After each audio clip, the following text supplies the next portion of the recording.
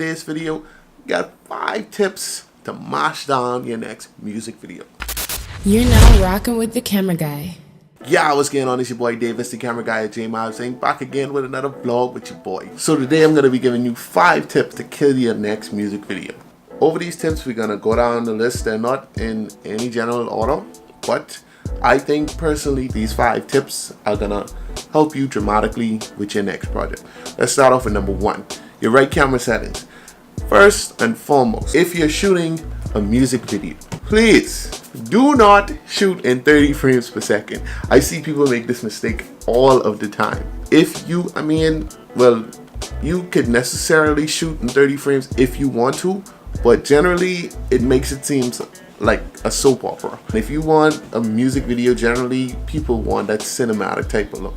So there's 2 ways you can do this. The first way is you can shoot in 24 frames per second. 24 frames per second is the optimum way to get that cinematic look quick and you don't have to worry about anything else.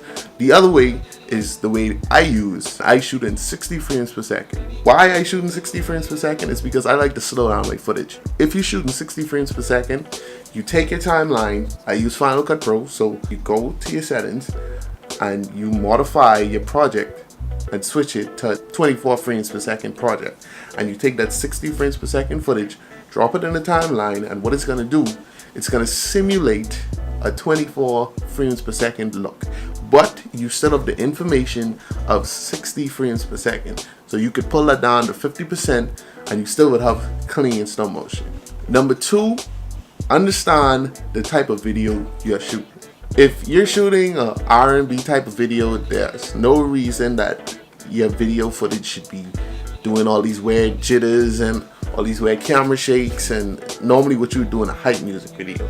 If I'm shooting an R&B video, or if I'm shooting a singy video, I usually go with a lot of slow panning shots, a lot of slow movement.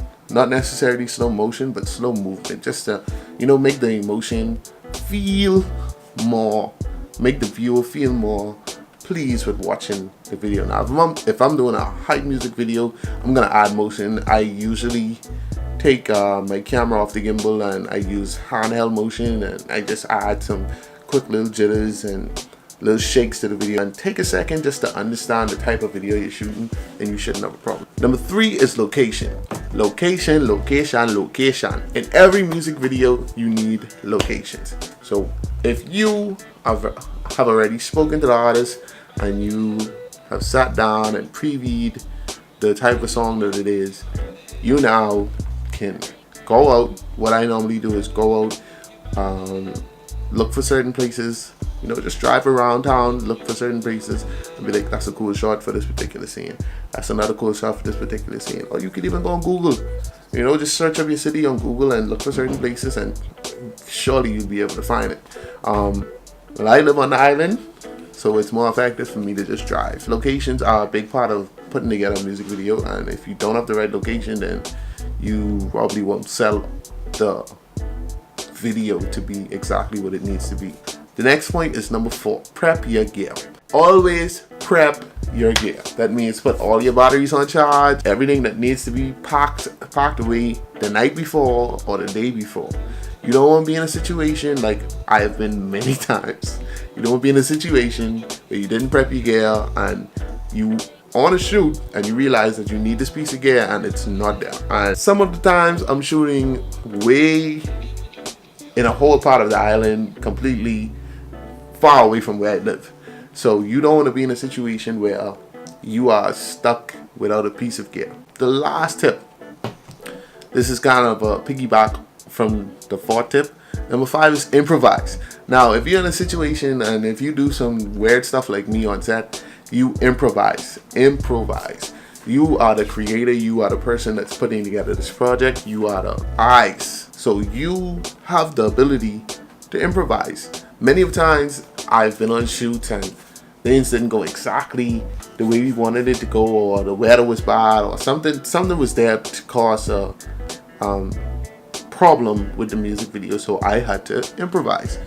And to tell you the truth, most of the time the stuff came out pretty good. Improvising, it kind of opens the door to new creativity.